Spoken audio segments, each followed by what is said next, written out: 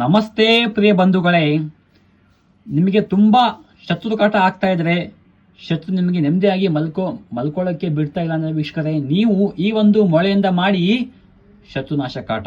ಹೌದಾ ವೀಕ್ಷಕರೇ, ನಿಮ್ಮ ಶತ್ರು ಮೇಲೆ ನಿಮ್ಮ ಶತ್ರುವಿನ ಫೋಟೋವನ್ನು ತೊಗೊಂಡ್ಬಿಟ್ಟು ವೀಕ್ಷಕರೇ, ಆ ಶತ್ರುವಿನ ಮೇಲೆ ವೀಕ್ಷಕ ಸ್ವಲ್ಪ ನೀವು ಒಂದು ಇಂಕನ್ನು ವೀಕ್ಷಕರೇ ಹಚ್ಚಬೇಕು ವೀಕ್ಷಕರೇ. ಹೌದಾ, ಯಾವ ಇಂಕು ವೀಕ್ಷಕರೇ? ಮಸಿ ಅಂತಾರೆ ವೀಕ್ಷಕರೇ. ಹೌದಾ, ಆ ಮಸಿಯನ್ನು ಹಚ್ಚಿಬಿಟ್ಟು ವೀಕ್ಷಕರೇ, ಅವನ ಫೋಟೋ ಮೇಲೆ ವೀಕ್ಷಕರೇ ನೀವು ಒಂದು ಮೊಳೆ ತೊಗೊಂಡ್ಬಿಟ್ಟು ವೀಕ್ಷಕರೇ.